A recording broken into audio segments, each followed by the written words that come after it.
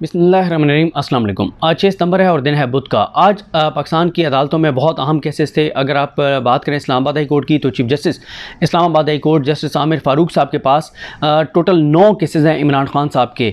6 जो हैं उन्होंने अकेले सुने थे, 3 जो हैं वो 2 रुकनी बेंच ने सुने थे, साथ उनके तारिक महमूद जहांगीरी साहब हैं। और बहरहाल वो अब 9 के 9 केसेस जो है ये 2 रुकनी बेंच सुनेगा। इसी तरह से इमरान खान साहब की कोअटक जेल में सहूलियात का मामला हो, साइफ़र वाला मामला हो, बल्कि अगर आप टोटल बात करें तो इमरान खान साहब के मेरा ख्याल है कोई 12-13 केसेस तो सिर्फ इमरान खान के जो है वो आज इस्लामाबाद हाई कोर्ट में थे। इसी तरह से शीरीन मज़ारी साहबा का केस था, तारिक महमूद जहांगीरी साहब के पास, बाबर सत्तार साहब के पास, शानदाना गुलजार साहबा और शहरा अफरीदी साहब वाला जो मामला था, उनके जो MPO जारी किए गए थे वो था। और साथ ही शहरा अफरीदी साहब का एक और केस वो भी था आमिर फ़ारूक साहब के पास। इस वक्त अदालतों में मेन जो केसेस हैं वो इमरान खान साहब या तहरीक इंसाफ से मुतल्लिक़ हैं।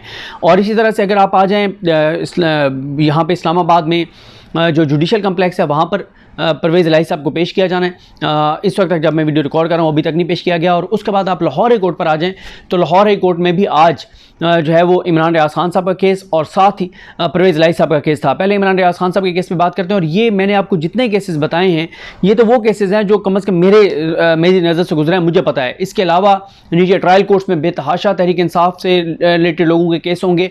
इस वक्त अगर आप पाकिस्तान की अदालतों की बात करें तो पाकिस्तान की अदालतों में मोस्टली जो हमें केसेस नज़र आते हैं वो जो हाईलाइटेड हैं वो तहरीक इंसाफ के लोगों के हैं। और वही चीज़ हो रही है कि अदालतें अहकामात देती हैं और उनके अहकामात को टके टोकरी किया जा रहा है और बिल्कुल उनके अहकामात पर अमल नहीं हो रहा। इमरान रियाज खान साहब का ही मामला देख लें कि 4 माह होने को हैं, मुकम्मल हो रहे हैं उनको। और आज लेकिन अल्हम्दुलिल्लाह एक अच्छी खबर ये आई है कि इसमें पेशरफ्त की काफ़ी जो है इसकी के इम्कानात हैं। और इंशाअल्लाह उम्मीद है कि जल्द हम ये खुशखबरी सुनेंगे कि इमरान भाई जो हैं वो आ गए हैं।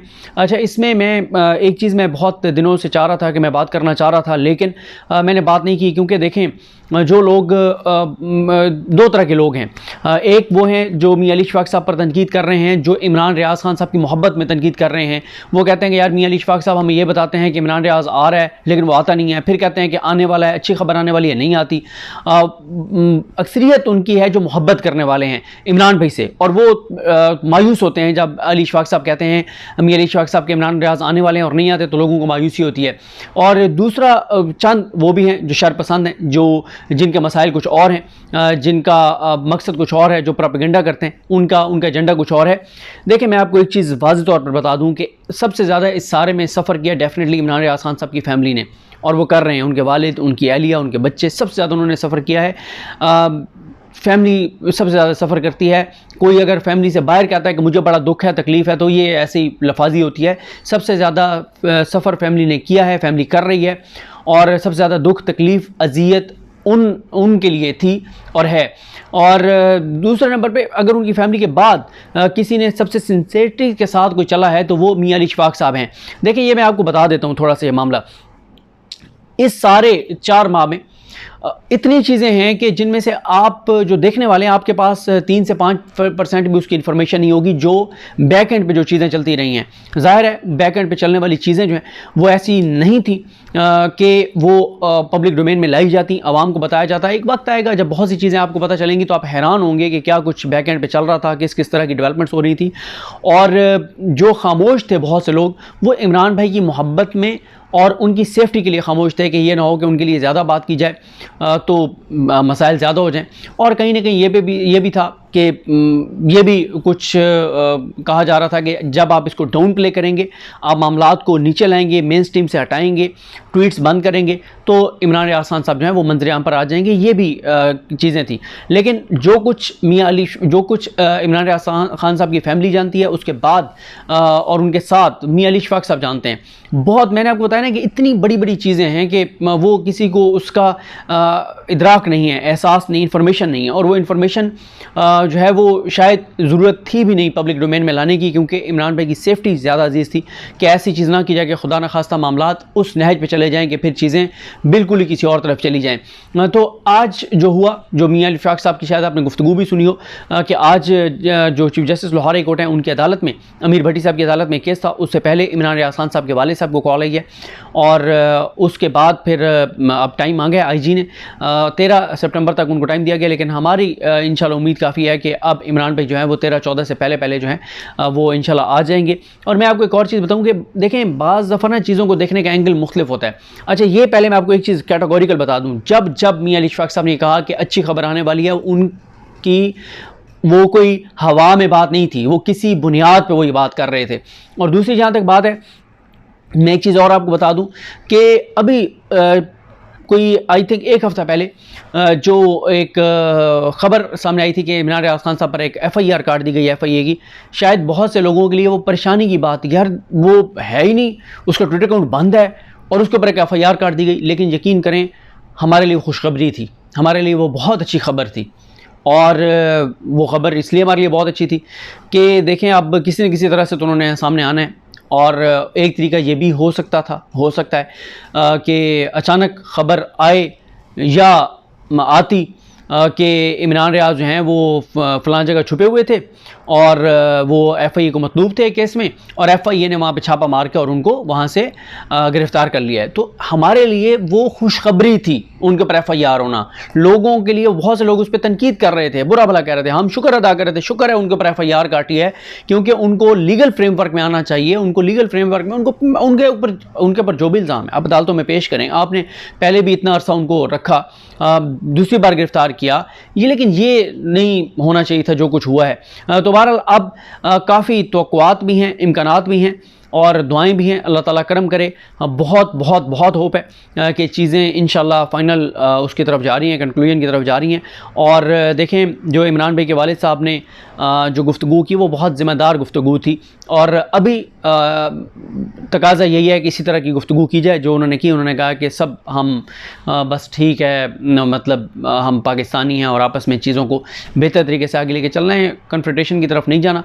मियां अली इशफाक साहब ने भी ये बात किया है। मैं आपको ये बता रहा हूँ कि मियां अली इशफाक साहब ने जितनी सिंसियरिटी के साथ उन्होंने केस लड़ा है, जो मैं दोबारा आपको ये बात बता रहा हूँ कि आपके सामने पब्लिक डोमेन में जो इन्फॉर्मेशन है वो 3 से 5% होगी, इससे ज़्यादा नहीं होगी। 95% चीज़ें कुछ और हैं जो इन्फॉर्मेशन मियां अली इशफाक साहब के पास है या इमरान भाई की फैमिली के पास है, और किसी के पास वो इन्फॉर्मेशन नहीं होगी कि क्या चीज़ें चल रही थी, किस तरह की चीज़ें चल रही थी। वैसे हम बहुत होपफुल थे और बहुत तवक्कुआत थी कि 25 अगस्त तक उनको आ जाना चाहिए था, और लेकिन वो नहीं हुआ। तो बहरहाल अब उम्मीद है कि इंशाल्लाह किसी भी लम्हे हम ये खुशखबरी सुनेंगे कि इमरान भाई जो हैं वो आ गए हैं और चीज़ें जो है वो इंशाल्लाह फिर आगे बढ़ेंगी, फिर हिकमत के साथ चीज़ें चलेंगी, अल्लाह ताला करम करेगा।